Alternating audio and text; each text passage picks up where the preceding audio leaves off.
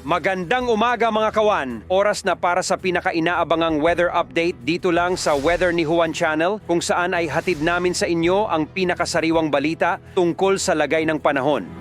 Tara na't alamin natin ang weather update today. Magandang umaga po, start of the week at narito nang lagay na ating panahon ngayong araw ng Lunes, November 20, 2023.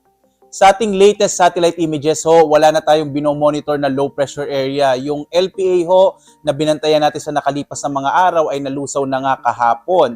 At sa ngayon, patuloy pa rin ang pag-iral nitong shear line. At ito ho ang nagdadala ng mga pag-ulan partikular na sa bahagi ho ng Kabisayaan. At pati ho dito sa may bahagi ng Southern Luzon. No? Ito pong shear line, ito yung banggaan ho ng mainit at malamig na hangin. Dahil sa magkaibang temperatura, nagkakaroon tayo ng mga kaulapan at ito ay nagdadala ng mga pag-ulan mula katamtam hanggang sa kumisan nga ho ay malalakas na mga pag-ulan. Kaya asahan pa rin ng mga kababayan natin sa Visayas at Southern Luzon na posible ho, malaki pa rin yung chance ng mga pag-ulan sa araw na ito. At yung mga pag-ulan na yun, maaari hong magdulot ng mga biglaang pagbaha at pagguho ng lupa o tinatawag nating landslides.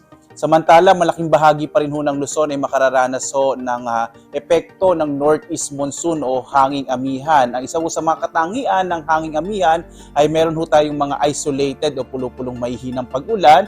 Medyo maliit yung chance ng mga thunderstorms. Dito naman sa may bahagi ho ng Mindanao ay mga isolated rain showers and thunderstorms naman na mararanasan lalo na sa hapon hanggang sa gabi. Normally, nagtatagal ho ito ng mga 30 minutes hanggang mga 1 o 2 oras. So ngayon ho, sa loob o labas man ng Philippine Area of Responsibility, wala ho tayong minomonitor na low pressure area. Posible ho, sa linggong ito, medyo maliit yung tsansa na magkaroon tayo ng bagyo. Dumako ho tayo sa Luzon, tingnan ho natin yung magiging lagay ng panahon. Inaasahan ho natin ang malaking tsansa ng mga pag-ulan sa bahagi ng Bicol Region, kasama itong Mimaropa. Ito yung mga area ng Palawan, Romblon at Mindoro provinces, kasama rin yung Marinduque. Samantala, mga mahihinang pag-ulan na dulot naman itong hanging amihan ng mararanasan sa Cagayan Valley region, kasama din yung lalawigan ng Quezon. Sa nalabing bahagi ho ng Luzon, kasama din yung Kamaynilaan, asahan pa rin epekto ng northeast monsoon amihan at siyang magdadala ho ng mga isolated light rains, particular dito sa may kanlurang bahagi at sa may bahagi ng Central Luzon. At kasama ho yung Kamaynilaan, asahan pa rin yung mga isolated light rains. Yung agwat nga ng temperatura natin sa Lawag, 20 to 31 degrees Celsius. Sa Baguio, 14 to 23 degrees Celsius.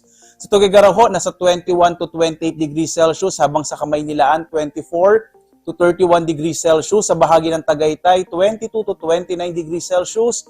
Dito ho sa may Legazpi, sa bahagi ng Bicol, hanggang 29 degrees Celsius. Sa Kalayaan Islands, 26 to 31 degrees Celsius. Habang sa Puerto Princesa, hanggang 31 degrees Celsius. Dumako ho tayo sa Visayas at sa Mindanao. Malaking bahagi ho ng Kabisayaan ay makakaranas pa rin ng maulap na kalangitan na may malalaking tsansa ng mga pag-ulan dahil nga sa pag-iral ho yan ng shear line. Yung agwat nga ng temperatura sa Iloilo ay hanggang 29 degrees Celsius. Sa Cebu hanggang 31 degrees Celsius. Habang sa Tacloban hanggang 29 degrees Celsius. Samantala ho, dito sa may bahagi ng Caraga at gayon din sa Northern Mindanao, asahan din ang malaking tsansa ng mga pag-ulan dahil nga nakaka-apekto din ang shear line sa may bahagi ho ng northern part ng Mindanao. Sa lalabing bahagi ng Mindanao, asahan naman yung mga isolated rain showers and thunderstorms sa hapon hanggang sa gabi na maaaring magdulot ho ng mga light to moderate up to sometimes ho, mga heavy rains. Yung agwat ng temperatura sa Zamboanga, 25 to 33 degrees Celsius. Sa Cagayan de Oro, 24 to 30 degrees Celsius, habang sa Davao nasa 25 to 32 degrees Celsius. Sa ngayon ho, may nakataas pa rin tayo na gale warning. Ito ho yung mga lugar kung saan may nakataas ho tayo na babala tungkol ho sa malalakas sa pag-alon ng karagatan. Mula po yung kasama dyan yung area ng Batanes, Ilocos Norte, Ilocos Sur, Cagayan, Isabela, Aurora. Ito kasama ho yung Kalayaan Islands. Gayon din sa Northern Quezon, kasama yung Polillo Islands, Calaguas Islands, Rapu-Rapu sa Albay, yung Silangang Baybayin ng Sorsogon, yung Hilaga at Silangang Baybayin ng Catanduanes. Gayon din ho itong northern and eastern coast ng Northern Samar at itong silangang bahagi ng Eastern Samar. Ito pong mga lugar kung saan meron ho tayong mga nakapula, ay inaasahan natin magiging maalon yung karagatan. Kaya ho delikado na maglayag yung mga maliit na sakyang pandagat at maliliit na mga bangka sa bahaging ito ng ating bansa. Samantala ho, narito maging lagay ng panahon sa mga susunod na araw. Makikita ho natin sa Kamaynilaan at sa Baguio, magpapatuloy yung epekto ng northeast monsoon o amihan, kaya asahan pa rin yung mga isolated light rains, habang shear line pa rin ang magpapaulan sa bahagi ng Legazpi at Metro Cebu sa mga susunod na araw, habang sa Metro Davao, ang mararanasan ho yung mga isolated rain showers and thunderstorms. Sa Kamaynilaan, yung agwat ho ng temperatura natin ay mula 24 to 32 degrees Celsius.